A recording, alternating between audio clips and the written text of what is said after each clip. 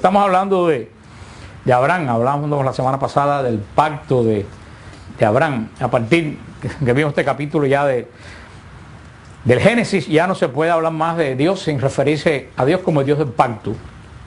A partir de aquí, todo el Antiguo Testamento, Dios se va a referir a todos los hombres que habla. Yo soy el Dios de Abraham, el Dios de Isaac, el Dios de Jacob. Yo soy el Dios del pacto. Eso es lo primero que tenemos que tener en claro. Dios no es Dios de promesas, Dios es Dios de pacto.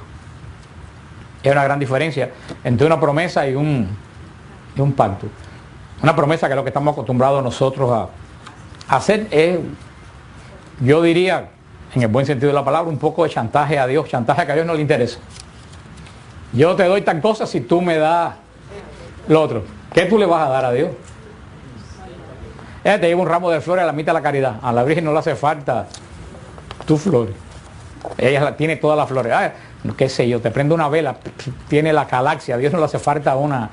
O sea, Dios, nosotros decimos, una promesa es algo que tú dices que voy a hacer, pero si primero te dan. Un pacto no. Un pacto es, yo desde ahora comienzo a dar en la seguridad que después tú me bendices. Eso es lo que es un pacto. Por eso cuando vamos al monasterio en diciembre, cuando se hace el pacto no, yo me comprometo con el Señor, no para cuando Él me lo dé, sino para comenzarlo a darlo desde ahora, con la seguridad que en el momento de Él lo va a dar. Dios, a partir de ahí, Dios no promete a Abraham, Dios hace un pacto y Dios empieza ya a bendecir a Abraham desde el momento en que se compromete. Y bendecirá a quien te bendiga, maldeciré a quien te bendiga. Y el segundo pasaje más importante del Génesis. ¿Cuál es el primer pasaje más importante de Génesis? Pondré enemistad entre ti y la mujer, entre su simiente y la tuya. El segundo versículo más importante de la Biblia, es del Génesis, es el que le da el Señor a Abraham. En ti serán benditas todas las naciones de la tierra. Ese es el segundo versículo más importante del Génesis. Abraham es bendecido no solo en él, sino bendecido en todas las naciones de la tierra. El pacto que Dios hace con Abraham es más importante que el pacto que va a hacer Dios con Moisés en el Sinaí. El pacto de Abraham es el pacto más importante de toda la historia. El pacto que el Señor va a hacer en el Sinaí, ¿con quién tiene que ver? Con Israel. Es un pacto para Israel. Sin embargo, el pacto que Dios hace con Abraham es para todas las familias de la tierra.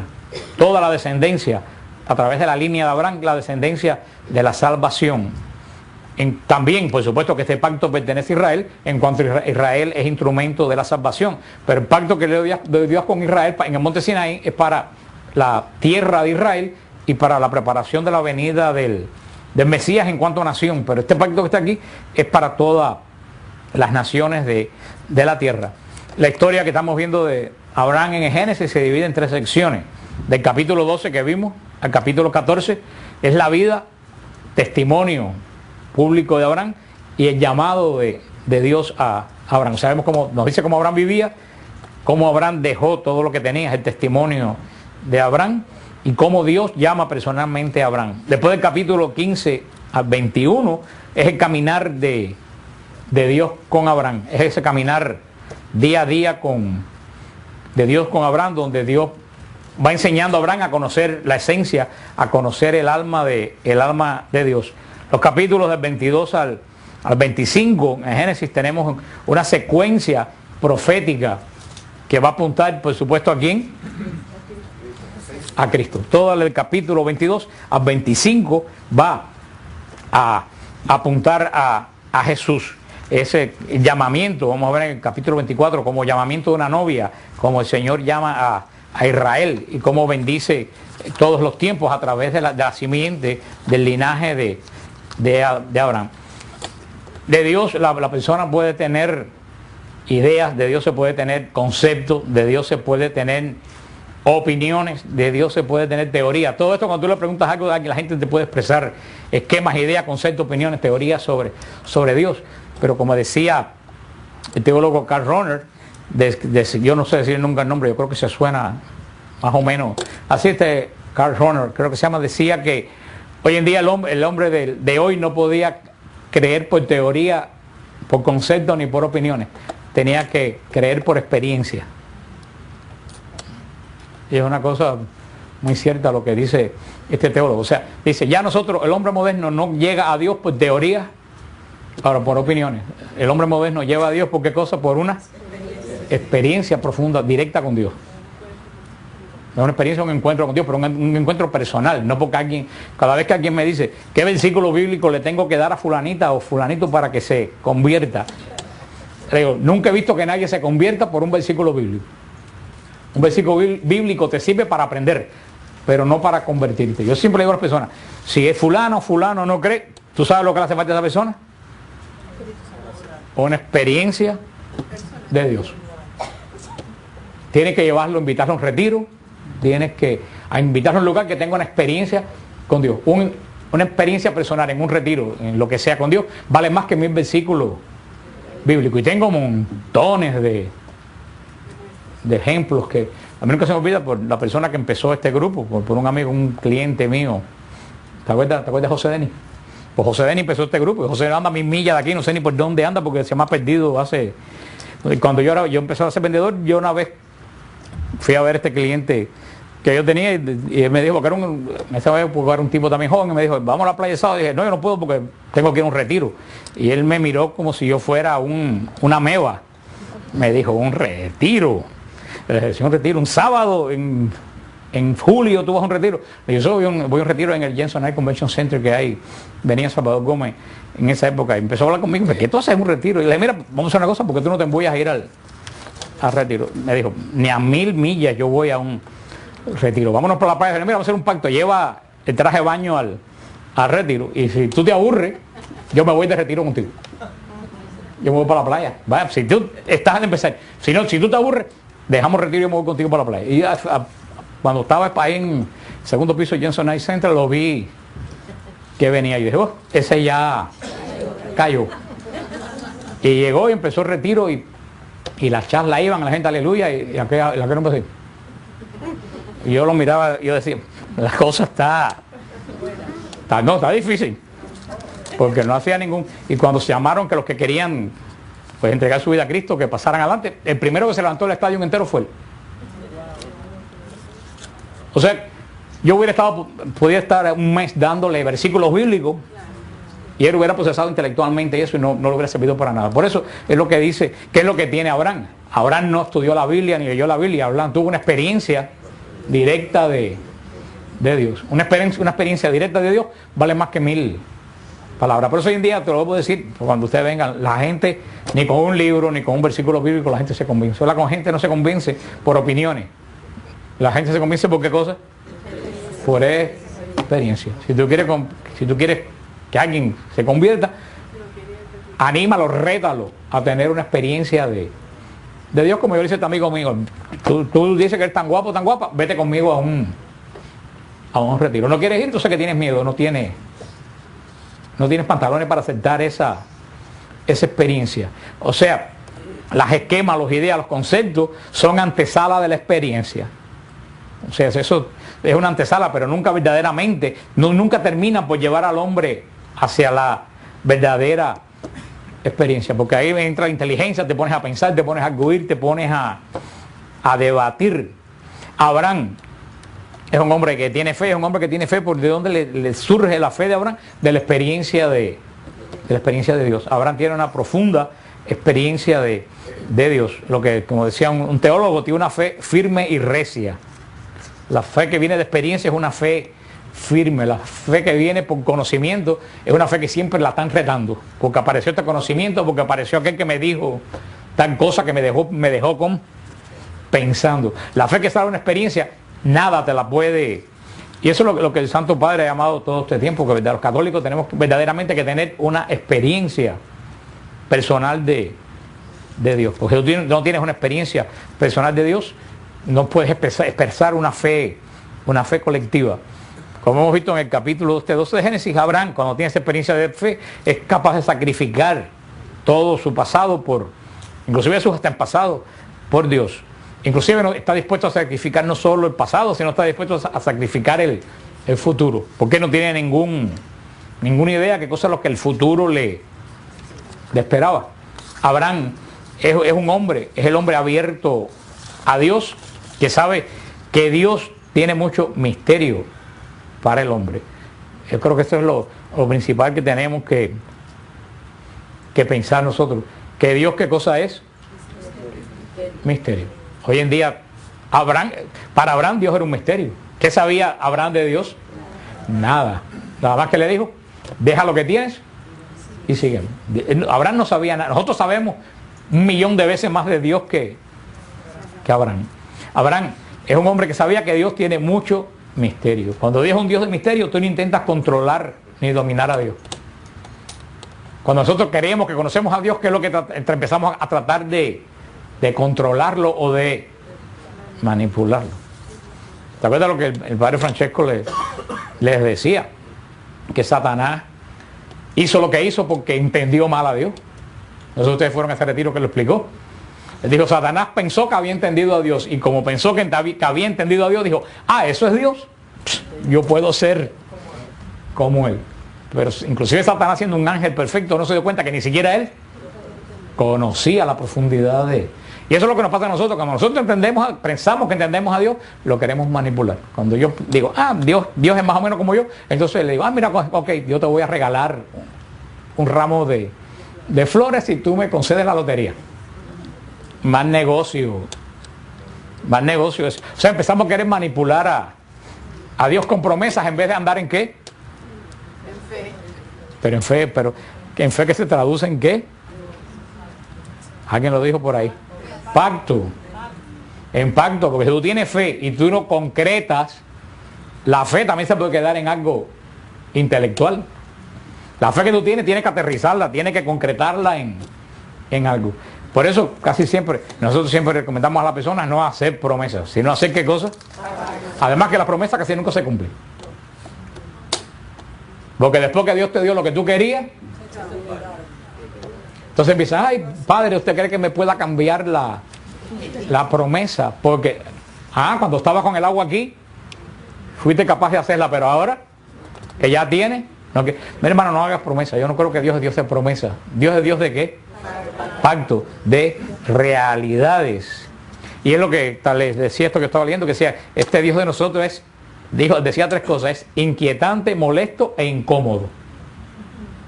Decía que nuestro Dios es inquietante, molesto e incómodo. Dice, porque nunca sabemos por dónde sale ni por dónde se va a ir. Usualmente tú piensas una cosa y Dios te sale con otra totalmente diferente, que para ti es incómodo. Porque nosotros queremos tener las cosas preconcebidas, y el Señor mismo lo dice. Mis caminos no son. Hay un arzobispo ortodoxo que decía, anclar nuestra mente en una gracia pasada es perderse las gracias futuras. Eso es tremendo. Él decía, anclar nuestra mente en una gracia pasada es perder las gracias futuras. Hay gente que vive continuamente anclada en gracias que ya pasaron. No, la gracia que pasó, recibe y sigue. ¿Esperando qué cosa? Teniendo la meta ¿dónde? En las gracias futuras. Seguía diciendo, el Dios que conocí ayer no será necesariamente el que se me revelará mañana.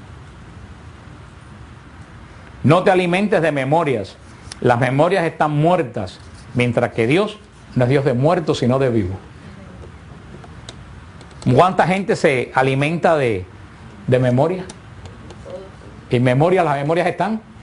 Gracias a Dios, el Señor me dio esa gracia. Yo no vivo en el pasado. Para mí el pasado, ni me acuerdo. Pasó.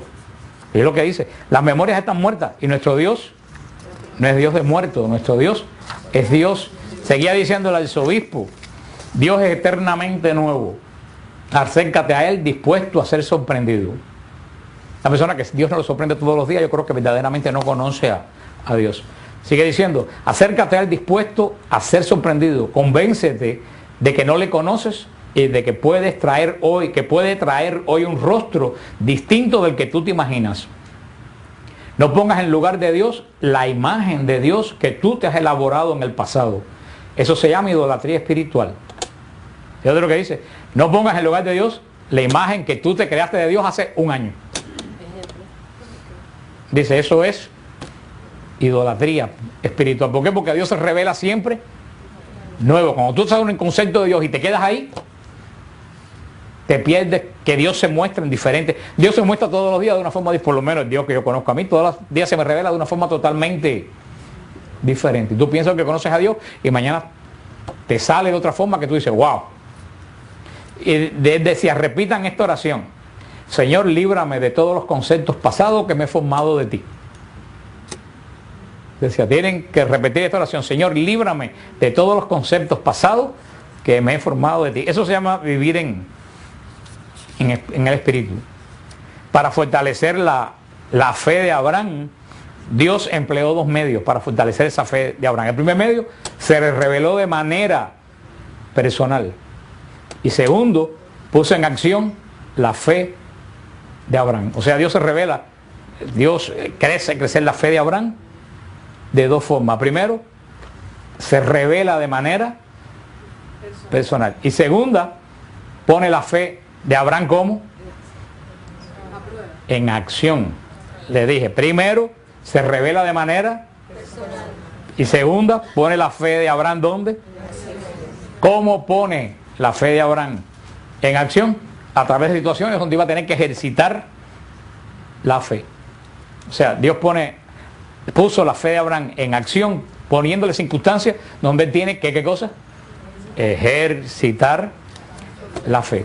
Porque si Abraham tiene mucha fe y no la ejercita, si una persona le enseñaron piano y hace 15 años que no toca piano, ¿qué le pasa con esos conocimientos del piano?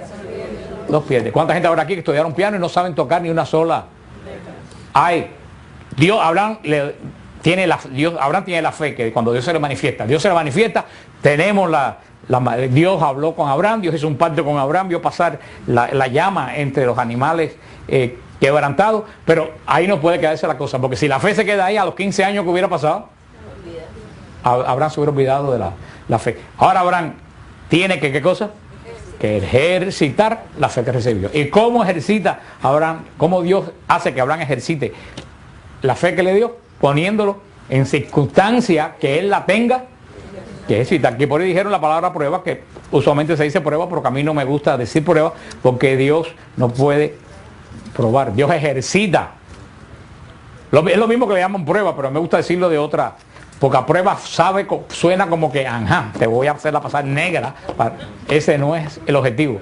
Voy a darte la oportunidad de que esa fe no se duerma, que esa fe siempre la tenga. Ejercitándola a través de circunstancias que ocurren en nuestra vida. Como Abraham, con el primer ejercicio de la fe de Abraham, cuando tuvo que dejar todo y seguirlo. Vamos a ver cuando le pide a su hijo Isaac.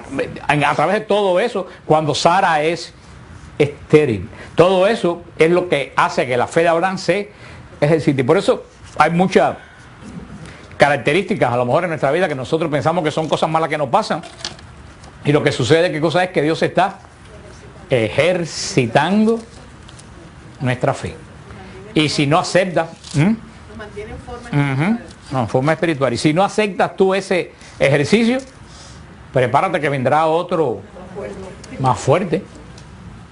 Y si te quedas por la mitad del camino, pues entonces Dios se olvida del pacto que tiene contigo porque tú no cumpliste la parte tuya. Pero verdaderamente la fe, para hablar en el lenguaje que se puede entender, aunque no me gusta esa palabra, pero la fe siempre tiene que estar siendo puesta a prueba. Y mientras Dios más te ama, Dios prueba. No para molestarte, sino para que tu fe siempre esté viva. Porque solamente nosotros, pues, desafortunadamente, la naturaleza humana dañada por el pecado, solamente ejercita la fe cuando tenga una prueba. Cuando todo te va bien, chao. Es como esa gente que yo veo que cuando entran por la puerta del ministerio, digo, ahí viene un problema. Porque hace 3 años que no viene. Si se aparece ahora, problema. Y vienen generalmente con la fe por el piso. ¿Por qué? Porque no la han ejercitado. Así que muchas veces tenemos que darle gracias a Dios porque nos hace ejercer. O sea, por eso que uno dice, ay, pero ¿cómo que después que yo conocí a Dios todo me ha caído arriba? Por supuesto, acuérdate el caso de Abraham. Abraham primero conoció a Dios y después, ¿qué pasó? Tuvo que ejercitar su fe. Por eso cuando tú encuentras a Dios, Dios empieza a que tú ejercites tu fe. A través de esa ejercitar tu fe va creciendo. Las personas que tienen una experiencia de Dios y más nunca ejercitan la fe, la fe se le muere. ¿Por qué, hermano? Desafortunadamente somos así. Todo en la vida conlleva disciplina, algo que una persona que no tiene disciplina en algo casi nunca llegará a ningún lado. Los atletas tienen que tener una disciplina extrema, los militares tienen que tener una disciplina extrema. Nosotros creo que los católicos no logramos absolutamente nada porque no tenemos disciplina ni tenemos quien nos discipline, que es lo más triste del caso. Porque nuestros mismos pastores nos dicen, ay, hagan lo que ustedes quieran y les vaya bien, y les digo que ustedes no se molesten. Eso es lo que tenemos, un pueblo débil, un pueblo de débiles en la fe, un pueblo que ni siquiera sabe qué cosas son ni en qué cosas creen. Los pastores, ¿qué hacen con las ovejas? No solo las cuidan, las mueven de un lado a otro, continuamente las tienen caminando. Un pastor que se siente una piedra y dice, coman lo que quieran y estén tranquilos bajo una mata, ese no es un verdadero pastor, es un asalariado, y mal asalariado. A quien sirve el sayo, que se lo ponga. Pues vimos también, viendo esta fe de Abraham, vimos este personaje que es el último personaje que es prefigura de Cristo. ¿A quién vimos? Prefigura de Cristo, aparte de Abraham. ¿A quién vimos en la semana pasada? Adán lo vimos hace como 4 meses. La semana pasada vimos al Melquisedec. Sí, es bueno que digan que sea disparate porque por lo menos se despiertan. Vimos Melquisedec, prefigura de Cristo. Melquisedec es importantísimo en la historia de la salvación, porque el sacerdocio que hoy está en la iglesia, ¿qué sacerdocio es? De Melquisedec. El sacerdocio que tenemos no es el sacerdocio levítico. El sacerdocio levítico se acabó cuando el velo del templo se rasgó. El sacerdocio de Cristo no es el sacerdocio de los sacrificios sangrientos del templo. El sacrificio de Cristo viene del sacerdocio de Melquisedec, que ofreció sacrificio de pan y vino. Por eso dice el Salmo, tú eres sacerdote eterno según el rito de Melquisedec. Y lo dice el capítulo 9 de Hebreos. Todo el sacerdocio de la iglesia, los obispos, los presbíteros, proviene del sacerdocio de Melquisedec, no del pacto sinaítico, sino del pacto de Melquisedec. ¿Con quién? Con Abraham. O sea, mira todo importante que es Abraham en la historia de la salvación. Y en esta alianza que vimos la semana pasada en el capítulo 15, pues Dios confirma y sella con Abraham esta alianza de bendición en ti. Y eso, acuérdense que ahí es el centro de todo el Antiguo Testamento. En ti serán benditas todas las naciones de la tierra. Una bendición general. Por eso esa bendición, ¿en quién va a ser esa bendición que va a salir de Abraham? Cristo Jesús es la bendición que va a salir de Abraham. Por eso Abraham es el antecesor más importante de Cristo, antes de David inclusive. Porque las naciones de la tierra van a ser benditas ¿en quién? No en Abraham, que era un hombre, sino en Cristo Jesús, que es el descendiente de Abraham. En el capítulo 16 comienza como un poco que, fíjense que esta va a ser toda la historia de Israel y va a ser la historia de nosotros, lo hemos visto. Dios hace un pacto, parece que todo va a ir bien, ¿y qué sucede inmediatamente? Algo pasa. Lo vimos en el caso de Adán. Lo vimos en el caso de Noé, todo el mundo salido del arca, la descendencia de quién? ¿De quién? No, la descendencia de Caín no salió del arca, la descendencia de Caín se ahogó. La descendencia de Set salió del arca. Toda la descendencia de Caín se había ahogado, todo parecía que todo iba a ir bien. ¿Y qué viene? La maldad de Can y de Canaán. Ahora Dios hace un pacto con Abraham y vemos que enseguida aparece. Así Dios va a hacer el pacto Sinaí, van a adorar el becerro de oro. Siempre parece que Dios nos los da e inmediatamente el otro hace así y trata de robarse la gracia. Pero hay de que se deje robar. Y aquí viene, en el capítulo 16, la historia de que hay el personaje principal es Sarai. Sarai, la esposa de Abraham. Dice en el capítulo 16, versículo 1. Sarai, mujer de Abraham, no le daba hijos. Pero tenía una esclava egipcia que se llamaba Agar. Y dijo Sarai a Abraham, mira, Yahvé me ha hecho estéril. Llégate pues, te ruego, a mi esclava. Quizás podrá tener hijos de ella. Abraham escuchó el consejo de Sarai. Hacia al cabo de 10 años de habitar Abraham en Canaán, tomó Sarai, la mujer de Abraham, a su esclava Agar, la egipcia, y se la dio por mujer a su marido Abraham. Se llegó pues a él Agar, que concibió. Pues luego, al verse ella embarazada, miraba a su señora con desprecio.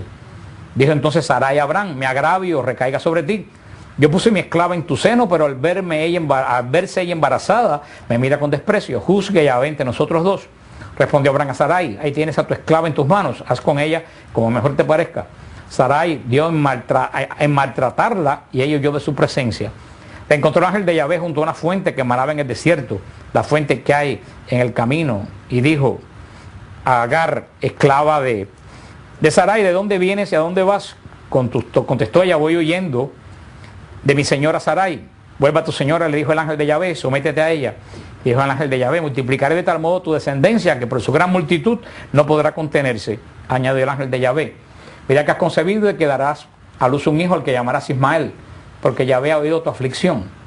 Será un onagro humano, su mano contra todos y la mano de todos contra él. Y enfrente de todos sus hermanos plantará su tienda. Dijo Agar a Yahvé, que le había hablado, el nombre de tú eres el Roy. Pues dijo: si será que ha llegado a ver aquí la espalda de aquel que me ve. Por eso se llamó aquel pozo de Lahai Roy. Está entre Cades y Beret. Agar dio a luz un hijo de Abraham, y este llamó al hijo que Agar le había dado Ismael. Tenía Abraham 86 años cuando Agar le dio a su hijo Ismael. O sea, vemos acuérdense que todo esto, que la Biblia no es un libro de ¿qué? De datos. La Biblia no es un libro de datos. Que viene aquí buscando datos y que se casó fulana con mengano y tenía tanta edad, no entiende para nada el mensaje que Dios está dando aquí. Primero que nada, ¿qué edad tenía Abraham? ¿Qué es lo que quiere decir en este lenguaje bíblico? No era tan bendecido todavía, porque cuando era plenamente bendecido era como tenían 300, 400. Quiere decir, está en el comienzo de ¿qué? Ya es un proceso, ya está creciendo aunque todavía no está plenamente bendecido. ¿Cuándo va a ser plenamente Abraham bendecido? Después de la prueba de Isaac, que es cuando Dios le cambia el nombre a Abraham. Pero está en el proceso, y aquí la figura central de este capítulo 16 no es Abraham, es Sarai. ¿Qué sucede? Dios le prometió a Abraham que iba a tener ¿cuántos hijos? Más que lo que está en el cielo. Sarai, la esposa de Abraham, oyó esta bendición, y a Sarai era una mujer práctica, y dijo: yo soy vieja, aparte de vieja soy ¿qué? Estéril. O sea, imposibilidad tener hijos. No solo la edad, estéril. No hay, Dios, hay veces que nosotros vemos que las cosas en nuestra vida están difíciles, pero cuando las cosas en nuestra vida están difíciles es cuando Dios se va a glorificar. Porque si Sarai puede tener hijos todos los años, ¿qué hubiera sido de maravilloso en la historia que viene? O sea, Dios se manifiesta, la grandeza de Dios es que Dios, pudiendo escoger a una mujer joven y una mujer que podía concebir todos los años, coge una mujer que es mayor y estéril desde el principio. Y Sarai, que oyó que Dios tenía un plan, que Abraham iba a ser padre de muchedumbre, Sarai quiso ayudar a Dios. Y eso nos pasa a todos nosotros. Casi siempre, muchas veces nosotros queremos ayudar a Dios. Y ahí es cuando enredamos todo el problema. ¿Por qué? Porque Sarai, con mente humana, dijo: sí, Abraham va a ser padre de muchedumbre y yo no se lo puedo dar, bueno, pues que se lo dé mi esclava Agar. Eso era muy típico de la era nómada. Si un hombre no podía tener descendencia con su esposa, lo tenía con una esclava, y la esposa adoptaba el hijo del hombre. Eso era muy común. Hay personas que dicen: bueno, porque es un pecado. Espérate, pecado es después de la ley de Moisés. Antes del Sinaí no hay ley. Antes del Sinaí hay ley de no fornicar. No. Luego, entonces, si no hay ley, no hay pecado. Si en una esquina no está puesta una P o un stop en rojo, si no está puesto ahí, tienes tú que parar si no está puesto el signo. No, o sea, el signo no está puesto. Tenemos que entender que todavía aquí no hay ley. Se rigen por el instinto natural, que es por eso no sonaba tan raro en ese momento. Bueno, porque conciba Abraham a través de Agar. Y así vemos que verdaderamente sucedió. Vemos toda esta historia, cómo Agar se fue por encima de Sarai, entendió mal lo que estaba sucediendo, y vemos cómo Sarai se queja a Abraham, y vemos la promesa que Dios le da una promesa muy interesante a Agar, pero muy interesante cuando se encuentra con el Señor. Le dice, mira que has concebido y que darás a luz un hijo al que me llamarás. Y fíjate que los ángeles casi siempre hablan igual, así le habla el ángel del Señor a María. Mira que has concebido y que darás a luz un hijo que se llamará Ismael, porque Yahvé ha oído tu aflicción. Dice, y aquí una cosa muy interesante, su mano contra todos y la mano de todos contra él. Él plantará su tienda enfrente de sus hermanos. Se cree que a lo mejor los semitas, los árabes descienden de esta rama que siempre están en guerra con todo el mundo hasta el día de hoy. De la rama de Ismael. Por eso que se cree que los musulmanes y los judíos, los cristianos, descendemos de la fe de Abraham, porque si nosotros descendemos de la fe de Isaac y Israel desciende de la fe de Isaac, ¿quién solamente queda monoteísta que pueda descender de Ismael? Los árabes. Y lo dice bien claro, siempre tú vas a tener la tienda enfrente de tus hermanos, nunca vas a estar del lado de ellos, siempre vas a estar en contra hasta el día de hoy. Y todo esto surge ¿por qué? No, porque Sara quiso ayudar a Dios. Si Sara no quiere ayudar a Dios, a lo mejor todo este conflicto con los árabes, con los musulmanes, se hubiera evitado. Pero mira tú, como una cosa que sucede hace 4000 años, tiene tremendas consecuencias que nos influyen a todo el mundo hoy. Eso para que tú veas las consecuencias que puede llegar una acción que tú cometes sin pensarlo. Y esto aquí nos da una gran enseñanza. No ayudes a Dios. Aquí fue cuando el plan de Dios que venía bien, como que hay un crack, ahí se rompe como un poco en el medio por culpa de la intervención humana de Sarai. ¿Por qué? Porque muchas veces Sarai entendió a Dios con mente humana. Y además Sarai quería que el plan de Dios se hiciera ya. Y lo hizo. Y lo hizo mal y enredó el plan de Dios. Hermano, mira, y esto no es un llamado a la inactividad, pero tenemos que, esto no es un llamado a la inactividad, tenemos que dejar a Dios actuar en nuestra vida. Nosotros sé que uno se desespera muchas veces frente a las situaciones que se nos presenta la vida, pero en la situación que te presenta la vida, tú tienes muchas veces que dejar que el plan de Dios se desarrolle. Tú no puedes alterar, cuando tú tratas de alterar el plan de Dios, porque tú estás entendiendo el plan de Dios con mente humana, posiblemente tú lo enredes más todavía. Y eso es lo que vemos todos los días en las familias, en los trabajos y en todas las cosas. Muchas veces uno no quiere decir, Señor, yo hice ya mi parte, ahora yo voy a dejar que tú hagas la tuya. Eso se dice muy bonito ahora, pero cuando llegue el momento, ¿tú sabes lo que hace falta ahí? Fe. Porque si tú te pasas de lo que tú tienes, todo el mundo tiene que hacer algo. O sea, tú no puedes tampoco sentarte a esperar que Dios resuelva el problema. En toda situación, como en la situación que tenía Sara y Abraham, hay una parte humana que uno tiene que hacerla. Pero cuando tú haces la parte que te corresponde a ti, tú no puedes cruzar al terreno que le corresponde a Dios. Tú tienes que decir, Señor, yo hice, pero tienes que decirlo, tú tienes que arrodillarte y decir, Señor, yo hice lo mío. De ahora en adelante tú tienes que hacer lo tuyo. Y sentarte a esperar que el Señor lo haga. Ay, hermano, pero para sentarse a esperar que el Señor lo haga, hay que tener fe. Fe. Porque el que no tiene fe no tiene paciencia, porque el que no tiene fe no tiene nada que esperar. Es Sara que tenía que haber hecho Sara. Esperar que Dios, que se había manifestado, cumpliera lo que había prometido. Pero Sara hubiera tenido que esperar, y mientras el tiempo pasaba, la mente humana de Sara, ¿qué le iba a decir? Oye, cada vez te pones más vieja, el tiempo pasa, la gente se hubiera dicho que tú esperas, se van a morir y las cosas que de ustedes se las va a llevar un... Sí, porque habría gente que se lo dirían, como hay gente que nos lo dice a nosotros.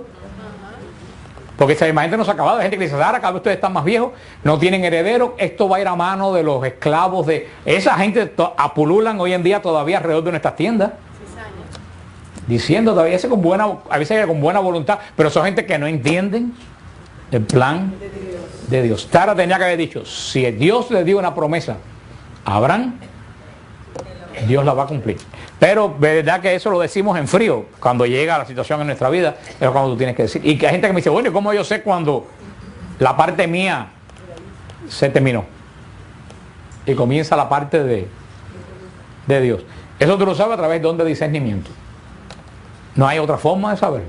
Si no tienes el don de discernimiento, estás muy mal. Pídeselo al Espíritu Santo. Cuando tú tienes el don de discernimiento, tú sabes que yo llego hasta aquí, que de ahí para allá yo no puedo hacerlo. Si tú te pasas de ese ahí para allá, lo vas a enredar todo. Y las consecuencias, mira las consecuencias de Sara, 4000 años, y las consecuencias las tenemos ahí terribles todavía. Por querer, hermano, te lo repito un millón de veces, no quieras ayudar a Dios. Haz tu parte, arrodíllate y díselo, Señor, a partir de aquí te entrego el problema, ya yo no puedo hacer más, hice todo lo que tenía que hacer, ahora tú. ¿Y qué tú haces? Espera. Y Dios contra toda esperanza. Y Dios va a actuar. Vaya si lo he visto yo. Vaya si lo he visto. Vaya si lo he visto yo. Cuando yo he querido meterme a ayudar a Dios, todo ha terminado como el enredo este de Sarai. Para que tú veas como Dios hace la alianza, todo parece que va perfectamente bien y de buena primera. Todo. ¿Y eso, Dios cumple su promesa? Sí, pero aquí la acaban de enredar. Lo que hubiera sido con menos dolor, se convierte en una cosa dolorosa. Agar, un hijo perdido, cuánto dolor porque una persona no quiso esperar el plan de Dios y quiso las cosas ahora y rápida para salir. Hermano, por eso yo le dije que el Génesis, se lo dije en aquel retiro, el Génesis no es una cosa que pasó hace 10.000 años. Cada uno de nosotros tiene un Génesis. Se te van a presentar jardines del Edén, se te va a presentar arcas de Noé, se te van a presentar pacto con Dios, diluvios, vaya, si se van a presentar diluvios, se presentan momentos que tú tienes que esperar el pacto, caminar en fe, esperar el pacto y no dejar que nadie quiera darte sugerencias de cómo tú puedes salirte de la situación. Y terminando ya en el capítulo 17, es cuando aparece el signo de la alianza. Ahora hay una alianza, pero toda alianza tiene un signo. No hay alianza sin signo. Cuando lo hemos puesto montones de veces, el ejemplo cuando tú compras una casa. Cuando compras una casa, tú haces una alianza con el banco. Pero ¿cuál es el signo? El contrato. Es el signo. Tú guardas el contrato y lo guardas muy bien. Porque tú sabes que ese contrato es la garantía física de algo inmaterial que tú hiciste. ¿Qué es lo inmaterial que tú hiciste? Yo me comprometo a pagar, tú me das el dinero. Pero ¿cómo tú pruebas que tú tienes ese pacto? Con el contrato. Dios hace un pacto con Abraham, pero ¿cómo Abraham va a tener la seguridad que él tiene ese pacto? Por un signo. Y por eso es lo que entendemos que eso es lo que es un sacramento. ¿Qué cosa es un sacramento? Un signo visible de algo que no se ve. Eso es un sacramento. Como Abraham hizo un pacto, ¿lo tenía o no lo tenía? Sí lo tenía, pero Dios le va a dar un signo visible. Si una persona dice, me voy a casar, y van y se casan a la orilla de la playa 2 personas solas, yo me entrego a ti, tú me entregas a mí, ya estamos casados ante Dios. Sí, pero ¿cómo tú pruebas que en qué momento, o yo soy hijo de Dios, sí, pero en qué momento Dios te hizo a ti hijo tuyo? Tal día, 3 días después, ¿cómo tú tienes la certeza? O como yo me confesé con Dios, fantástico que te hayas confesado con Dios, pero ¿cómo tú tienes la certeza de que Dios te perdonó? Porque dice el Señor que pecados que no se perdonan. ¿Cómo tú tienes la certeza, si te confiesas con Dios, cómo tú tienes la seguridad que Dios te perdonó?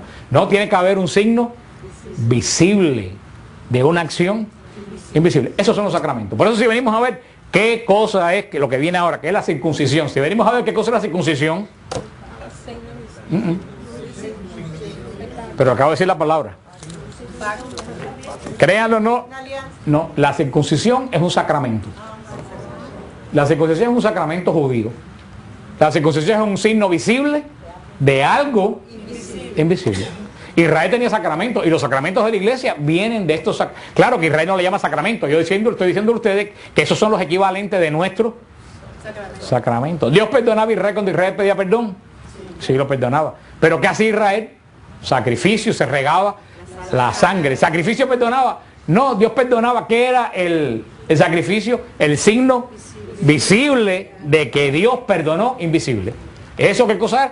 Un sacramento. Israel está lleno de sacramentos. Por eso nuestros hermanos protestantes no tienen sacramentos y no pueden tener certeza de las cosas que ocurren. Y no son bíblicos, porque si vemos toda la Biblia está llena de signos visibles que hablan de lo invisible. Dios no decía, yo los perdono y se acabó. No, yo los perdono, pero tienen que hacer sacrificio.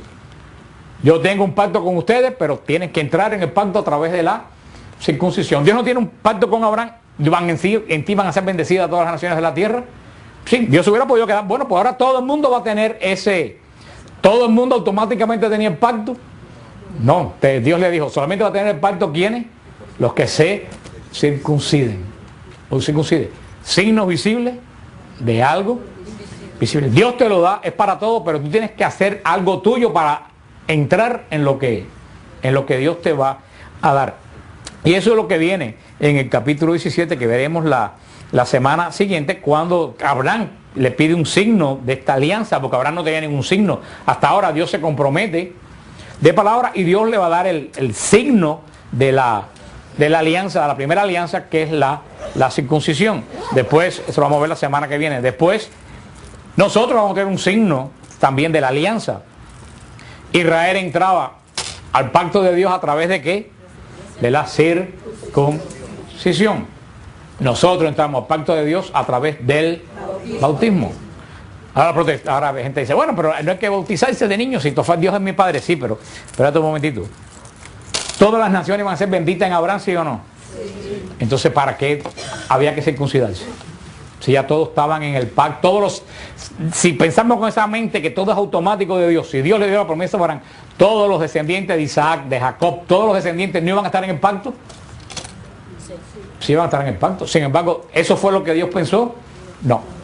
Esto no es automático. Yo te lo doy, pero tú tienes que hacer un movimiento de que tú quieres eso que yo te estoy dando. Por ejemplo, los hijos de Abraham están en el pacto por la promesa de Dios, sí. Pero ¿cómo tú accedes al pacto? A través de la circuncisión. No se te da de gratis. Y eso es lo que sucede. ¿Cristo murió por nosotros? Por supuesto que Cristo murió por todos nosotros. Ahora, tú para recibir esa salvación tienes que dar el paso. ¿Cuál es el paso? El bautismo. El bautismo. Los protestantes dicen que no, que es una decisión personal que tú haces. Eso no es lo que dice la palabra de Dios, ni lo que dice Hechos de los Apóstoles, ni lo que dice San Pablo. Por supuesto que la salvación está ahí, hay un pacto nuevo a través de Cristo, pero tú tienes que decir, yo quiero entrar en el pacto. Entonces tú te bautizas. Y fíjate si es así, que ¿a los cuántos días se circuncidan a los niños judíos? A los 8 días. Los protestantes dicen, no, hay que esperar que el hombre llegue a grande y decida si se quiere bautizar. Los judíos no dicen que hay que esperar que llegues a grande y decida si te quieres circuncidar. Al niño en cuanto nace. ¿Por qué? Porque los padres judíos quieren que sus hijos estén cuanto antes en la alianza, en el pacto con Dios. ¿Cómo yo voy a esperar a que tenga 20 años, que esté 20 años fuera del pacto de la bendición que Dios le va a dar? Por eso los niños, tú no puedes esperar que sea grande y se bautice. Un padre, es como que ustedes me están diciendo un padre que el niño nace y no lo inscribe en el registro civil hasta que tiene 26 años. Ya hay esos casos. Y que esos padres son padres que no les interesa sus hijos, irresponsables. Entonces tú vas a ser responsable con la justicia humana y vas a ser responsable con la justicia de Dios. Yo creo que en cuanto un niño nace, lo primero que quiere un padre, así como quiere inmediatamente registrarlo en la corte o en lo que sea, en el registro civil, tú lo quieres registrarlo, un padre, en cuanto un hijo nace, lo que quiere es que el hijo cuanto antes entre en el pacto con Dios. No quiere que el hijo, porque si el hijo está fuera del pacto, el hijo no va a recibir las bendiciones que da la gracia. ¿Cómo tú esperas? Vas a hacer el crimen de esperar que ese niño tenga 20 o 30 años para que empiece a recibir la gracia de Dios. Lo que pasa es que ellos no entienden verdaderamente qué cosa es el bautismo. Y te salen con la morcega de que Cristo se bautizó a los 33 años. Y yo le digo a ellos, Cristo nunca se bautizó. Lo que hacía Juan no es el sacramento del bautismo. Juan hacía un rito judío, que hasta el día de hoy lo hacen. Cada vez que un judío se convierte, tiene que meterse en una poceta de agua, que simboliza el cambio, su intención de cambio de vida. Eso es lo que hacía Juan. Un rito que Israel conocía de cambio de vida. Por eso cuando venga Juan bautizando, ¿qué le dicen los fariseos? ¿Qué tú estás haciendo? No, ¿qué es lo que dice? ¿Con qué poder tú estás haciendo eso? Ellos sabían que eso se hacía continuamente. Ahora que decían, Juan no es sacerdote, Juan no lo puede hacer. Pero no le explicó qué es lo que tú estás haciendo, sino con qué poder tú haces eso. Porque era un ritual que ellos conocían. Cristo nunca. Además, ¿para qué Cristo se va a hacer cristiano? ¿Alguien me puede explicar ese dilema? Por sentido común, como los protestantes dicen, Cristo se bautizó. ¿Para qué Cristo se quiere hacer cristiano? ¿Qué nos hace el bautismo? ¿Sacerdote? Profeta. Cristo sacerdote, profeta, y Cristo no tiene que bautizarse. El pecado, el bautismo te admite a la iglesia. Cristo no tiene que admitirse a la iglesia porque Cristo es la iglesia. Y eso lo tienen que tener en cuenta. Jesús jamás se bautizó. ¿Quién es el agente que hace que el bautismo ocurra? El Espíritu Santo. ¿Y el Espíritu Santo hasta cuándo no bajó? Hasta Pentecostés. Luego entonces lo que hacía Juan no puede ser el bautismo sacramental. Es un río. Por eso hay esa confusión que tienen los pentecostales, algunos pentecostales, estos últimos tan grandes, que dicen, no, porque hay que bautizar en el nombre de Jesús. Solamente. No se puede bautizar en el nombre del Padre, porque esa es la nueva. No se puede bautizar en el nombre del Padre, del Hijo y del Espíritu Santo. Eso no. Hay que bautizar en el nombre de Jesús, porque en Hechos de los apóstoles preguntan a los samaritanos, ¿ustedes fueron bautizados en el nombre de Jesús? Entonces ellos ponen un versículo de Hechos de los Apóstoles encima de la orden de Jesús. Vayan por el mundo bautizando en el nombre del Padre, del Hijo, del Espíritu Santo. Entonces dice que no hay que bautizar en el nombre de la Trinidad. Y lo que está preguntando los apóstoles, los samaritanos, ¿ustedes recibieron el bautismo de Juan o el bautismo de Jesús? Es lo que está preguntando. ¿Por qué? Porque si ustedes recibieron el bautismo de Juan, ustedes no están bautizados, porque nosotros no predicamos el bautismo de Juan, nosotros predicamos el bautismo que nos mandó Jesús, pero no en el nombre solamente de Jesús, porque Jesús dio la orden bien clara, bautiza en el nombre del Padre, del Hijo, y eso está en todos los evangelios. Pero fíjate cómo el demonio le da la vuelta a las medias, ¿verdad? Por eso no se dejen, el equivalente del bautismo en el Antiguo Testamento es la circuncisión. La circuncisión no se le admite a los de adultos, se admite a los niños recién nacido. El bautismo también es para adentrar al niño en el pacto con Dios. En este caso al niño y a las niñas. Vamos a ver en el capítulo que viene que la circuncisión en Israel solamente eran miembros del pacto los hombres, no las mujeres. Las mujeres no eran parte del pacto de Dios, estaban fuera del pacto. Todo esto lo arregla Jesús en la crucifixión, cuando redime a hombres y mujeres, y las mujeres vuelven de nuevo a entrar en el nuevo pacto, pero ellas no eran parte del pacto antiguo. De ahí viene el por qué, dónde se hace la circuncisión. Eso vamos a verlo la semana que viene. Que venía, yo dije, oh, ese ya cayó. Y llegó y empezó el retiro y las charlas iban, la gente aleluya, y aquella no empezó. Y yo lo miraba y yo decía, la cosa está difícil. Porque no hacía ningún... Y cuando se llamaron que los que querían pues entregar su vida a Cristo, que pasaran adelante, el primero que se levantó el estadio entero fue él. O sea, yo podía estar un mes dándole versículos bíblicos y él hubiera procesado intelectualmente eso y no le hubiera servido para nada. Por eso es lo que dice, ¿qué es lo que tiene Abraham? Abraham no estudió la Biblia ni leyó la Biblia. Abraham tuvo una experiencia directa de Dios. Una experiencia directa de Dios vale más que 1000 palabras. Por eso hoy en día, te lo voy a decir, cuando ustedes vengan, la gente, ni con un libro, ni con un versículo bíblico, la gente se convence. La gente no se convence por opiniones. La gente se convence por qué cosa?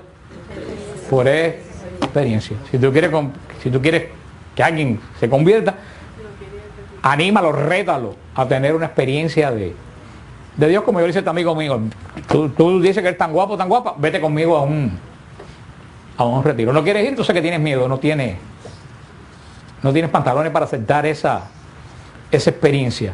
O sea, las esquemas, las ideas, los conceptos son antesala de la experiencia. O sea, eso es una antesala, pero nunca verdaderamente, nunca termina por llevar al hombre hacia la verdadera experiencia, porque ahí entra la inteligencia, te pones a pensar, te pones a arguir, te pones a debatir. Abraham es un hombre que tiene fe, es un hombre que tiene fe. Para que te me diga el segundo pasaje más importante del Génesis. ¿Cuál es el primer pasaje más importante de Génesis? Pondré enemistad entre ti y la mujer, entre su simiente y la tuya. El segundo versículo más importante de la Biblia es del Génesis, es el que le da el Señor a Abraham: en ti serán benditas todas las naciones de la tierra. Ese es el segundo versículo más importante del Génesis. Abraham es bendecido no solo en él, sino bendecido en todas las naciones de la tierra. El pacto que Dios hace con Abraham es más importante que el pacto que va a hacer Dios con Moisés en el Sinaí. El pacto de Abraham es el pacto más importante de toda la historia. El pacto que el Señor va a hacer en el Sinaí, ¿con quién tiene que ver? Con Israel. Es un pacto para Israel. Sin embargo, el pacto que Dios hace con Abraham es para todas las familias de la tierra. Toda la descendencia, a través de la línea de Abraham, la descendencia de la salvación. También, por supuesto, que este pacto pertenece a Israel, en cuanto Israel es instrumento de la salvación. Pero el pacto que le dio Dios con Israel en el monte Sinaí es para la tierra de Israel y para la preparación de la venida del Mesías en cuanto a nación. Pero este pacto que está aquí es para todas las naciones de la tierra. La historia que estamos viendo de Abraham en el Génesis se divide en 3 secciones. Del capítulo 12 que vimos al capítulo 14 es la vida, testimonio público de Abraham y el llamado de Dios a Abraham. Sabemos cómo nos dice cómo Abraham vivía, cómo Abraham dejó todo lo que tenía, es el testimonio de Abraham, y cómo Dios llama personalmente a... Cada vez que alguien me dice qué versículo bíblico le tengo que dar a fulanita o fulanito para que se convierta, le digo, nunca he visto que nadie se convierta por un versículo bíblico. Un versículo bíblico te sirve para aprender, pero no para convertirte. Yo siempre le digo a las personas, si es fulano no cree, ¿tú sabes lo que le hace falta a esa persona? Una experiencia de Dios.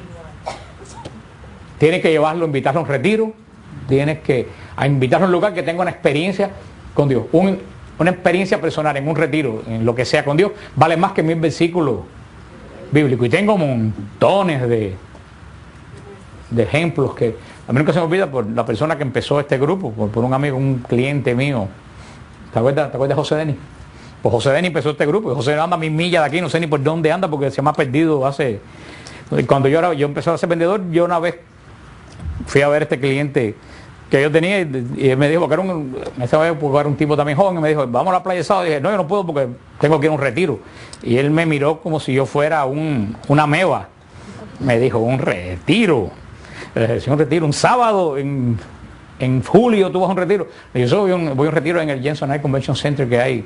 Venía Salvador Gómez en esa época. Y empezó a hablar conmigo, ¿qué tú haces en un retiro? Y le dije, mira, vamos a hacer una cosa, porque tú no te voy a ir al retiro. Me dijo, ni a 1000 millas yo voy a un retiro. Vámonos por la playa. Mira, vamos a hacer un pacto. Lleva el traje de baño al retiro. Y si tú te aburres, yo me voy de retiro contigo.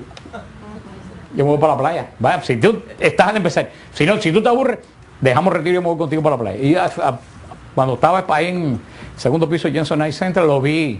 Después del capítulo 15 al 21, es el caminar de Dios con Abraham. Es ese caminar día a día de Dios con Abraham, donde Dios va enseñando a Abraham a conocer la esencia, a conocer el alma de Dios. Los capítulos del 22 al 25 en Génesis tenemos una secuencia profética que va a apuntar, por supuesto, ¿a quién? A Cristo. Todo el capítulo 22 al 25 va a apuntar a Jesús. Ese llamamiento, vamos a ver en el capítulo 24, como llamamiento de una novia, como el Señor llama a Israel y cómo bendice todos los tiempos a través de la simiente del linaje de Abraham. De Dios la persona puede tener ideas, de Dios se puede tener conceptos, de Dios se puede tener opiniones, de Dios se puede tener teoría. Todo esto, cuando tú le preguntas algo a alguien, la gente te puede expresar esquemas, ideas, conceptos, opiniones, teorías sobre Dios. pero como decía el teólogo Karl Rahner, yo no sé decir nunca el nombre, yo creo que se suena más o menos así. Karl Rahner, creo que se llama, decía que hoy en día el hombre de hoy no podía creer por teoría, por concepto ni por opiniones, tenía que creer por experiencia. Y es una cosa muy cierta lo que dice este teólogo. O sea, dice, ya nosotros, el hombre moderno no llega a Dios por teoría, ahora por opiniones. El hombre moderno lleva a Dios por qué cosa, por una experiencia profunda, directa con Dios. Es una experiencia, un encuentro con Dios, pero un encuentro personal, no porque alguien... Estamos hablando de Abraham, hablamos la semana pasada del pacto de Abraham. A partir que vimos este capítulo ya del Génesis, ya no se puede hablar más de Dios sin referirse a Dios como el Dios del pacto.